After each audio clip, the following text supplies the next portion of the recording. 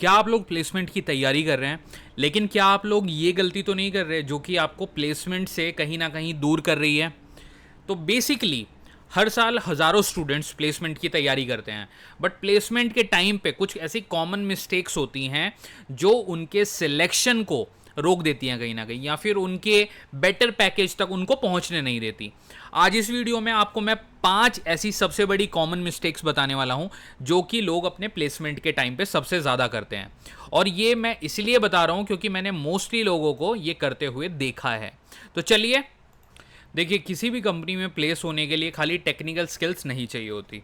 बहुत सारी ऐसी अदर देन टेक्निकल स्किल्स होती हैं, चीज़ें जो कि आपको हेल्प करती हैं किसी भी कंपनी में रिक्रूटर को, एचआर को इम्प्रेस करने के लिए। ओके, तो 5 जो सबसे कॉमन मिस्टेक्स हैं उनमें से जो सबसे पहली मिस्टेक है वो वीक डीएसए और प्रॉब्लम सॉल्विंग स्किल्स हैं। आपकी अगर डेटा स्ट्रक्चर और एल्गोरिदम की जो नॉलेज है वो अच्छी नहीं है, तो देन कंपनी आपको प्रायोरिटाइज नहीं करेगी हायर करते time. Company prioritise those people who have very good knowledge in DSA, algorithm and then coding. तो many student focus less on syntax but lack problem solving skills। मतलब वो लोग syntax पे focus करते हैं बट वो problem solving skills पे focus नहीं करते, जो कि one of the biggest reason है लोगों का रिजेक्ट होने का। और इसका सिंपल सॉल्यूशन ये है, देखिए, आप लीड कोड या कोड शेफ ऐसी बहुत सारी वेबसाइट है जहाँ पे जाके आप प्रैक्टिस कर सकते हैं। प्रैक्टिस करिए एरे की, लिंक लिस्ट की, ट्री की, और भी बहुत सारी डायनेमिक प्रोग्रामिंग के कॉन्सेप्ट की, ऊप्स की।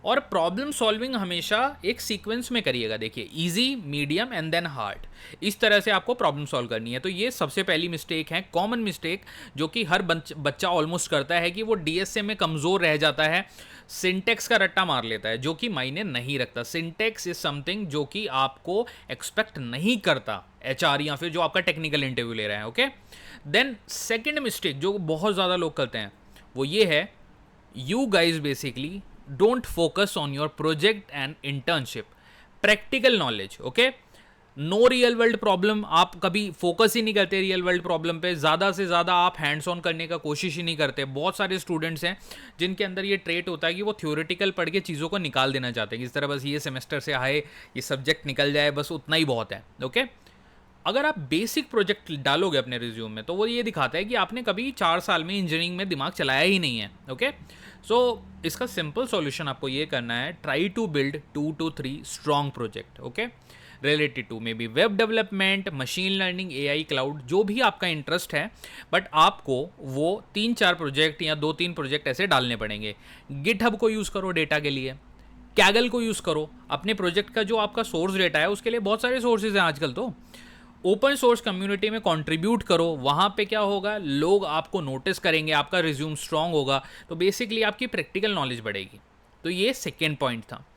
थर्ड मिस्टेक जो लोग करते हैं, रिज्यूम का बहुत ही वीक होना, lack of keyword. So resume कमज़ोर होता है, प्रॉपर कीवर्ड वो रिज्यूम में डालते नहीं है, जिस वजह से उनका जो रिज्यूम है जब वो ओपन करता है रिक्रूटर तो उसका फोकस उन वर्ड्स पे नहीं जाता वो जो देखना चाहता है।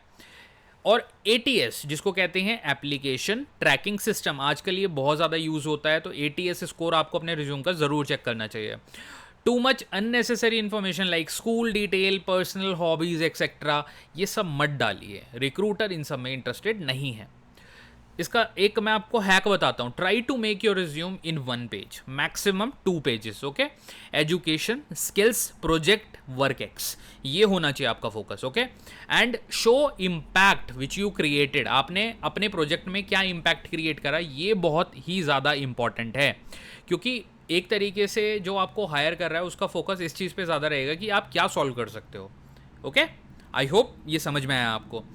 चौथा जो सबसे बड़ा इशू है वो है वीक कम्युनिकेशन। एचआर राउंड के लिए तैयारी करते ही नहीं है बच्चे। Okay, many student think because they don't focus on English, so they always think about that we need to focus on technical, जबकि ऐसा नहीं होता है। आपका अगर कम्युनिकेशन अच्छा है तो हो सकता है आधा तो आप टेक्निकल ऐसे ही निकाल दो इंटरव्यू में। उसका एक रीज़न बताता हूँ, जब आप बहुत कॉन्फिडेंस के साथ कोई बात बोलते हो इंटरव्यू में तो कई बार इंटरव्यूअर को भी वो चीज़ श्योर नहीं होती और वो आपकी बात मान लेता है। Okay, but poor English and less confidence एक इशू है जो कि हायरिंग करते टाइम नोटिस किया जाता है। अगर आपके अंदर कॉन्फिडेंस अच्छा नहीं है ना, तो आप टेक्निकली साउंड भी हो तो कई बार आपको हायर नहीं किया जाएगा। ओके, इसको आप कैसे सॉल्व कर सकते हो? मॉक दो, मॉक इंटरव्यूज़ की तैयारी करो। बहुत सारी ऐसी फ्री वेबसाइट है जो इंटरव्यू की तैयारी कराती हैं। ओके, और एक मैं आपको पर्सनल चॉइस दूंगा, पर्सनल जो मेरी चॉइस का एक सॉल्यूशन है इसका, स्टार मेथड यूज़ करो। Situation, task, action, result.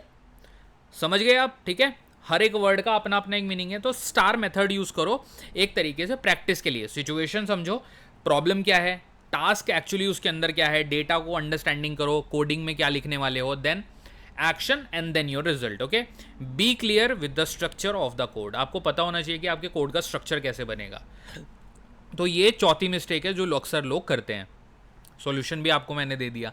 अब जो फिफ्थ मिस्टेक है वो है not applying to enough companies and rely on more over campus. आप लोग हमेशा सोचते हो कि कैंपस में जो कंपनी आ रही हैं उन्हीं पे फोकस करूं, जबकि ऐसा नहीं होना चाहिए।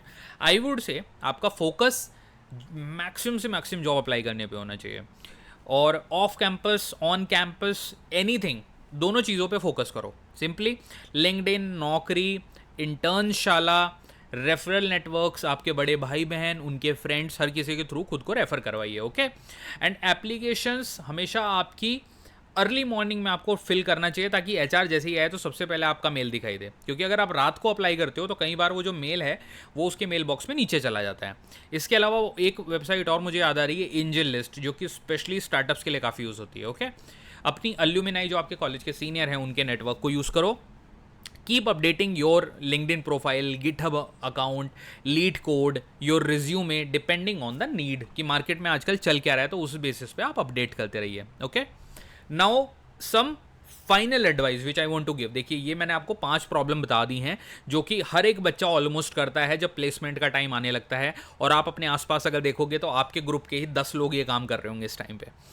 अब अगर आप इन 5 पॉइंटर पे फोकस करो, ओके, सबसे पहली बात, कुछ आपको मैं एडिशनल एडवाइस दूंगा, उन पे पहले बात कर लेता हूँ क्विकली, क्योंकि 5 पॉइंटर मैंने आपको ऑलरेडी बता दिए हैं जिन पे आपको काम करना है। तो सबसे पहले master DSA plus computer science के जो फंडामेंटल होते हैं, देखिए OOPS, DBMS, operating system and DSA, ये चारों अपने स्ट्रॉन्ग कर लो। इसके अलावा एक programming language, I think Python, Java, C plus plus और सी, जिसमें आपका इंटरेस्ट है, बट मैं पर्सनली बोलूँगा सी मत करना। आजकल थोड़ा Python, Java and C plus plus, इन तीनों में से एक पिक करिए आप, ठीक है? क्योंकि इसका एक मैंने डेडिकेटेड वीडियो भी बनाया है, आप देख सकते हो, मेरे चैनल पे ही है।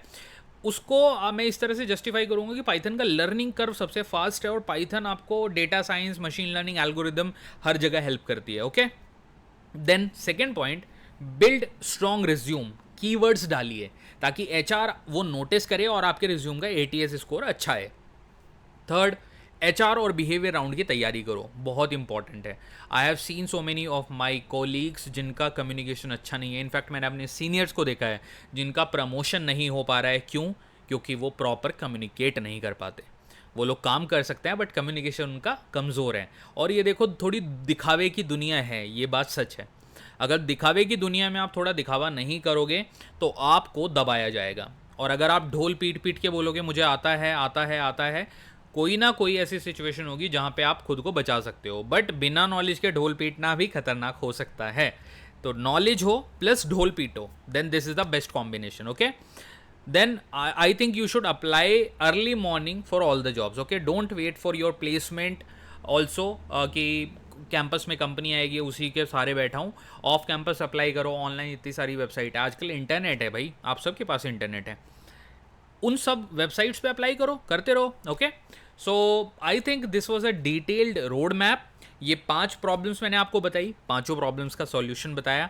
आई होप आपको ये वीडियो पसंद आया होगा। अगर वीडियो पसंद आया है तो मेरे चैनल को सब्सक्राइब करना प्लीज़ मत भूलिएगा, इस वीडियो को लाइक करना भी मत भूलिएगा, और इस वीडियो को अपने दोस्तों के साथ शेयर करना ना भूलिएगा। और अगर आपका कोई क्वेश्चन है तो प्लीज़ मुझे कमेंट सेक्शन में बताइएगा। मैं हर एक कमेंट का आंसर करता हूँ प्रॉपरली सोच समझ के। इस नोट पे आप लोगों को थैंक यू सो मच कहूँगा और इस वीडियो को यहाँ पे ख़त्म करूँगा। Thank you so much.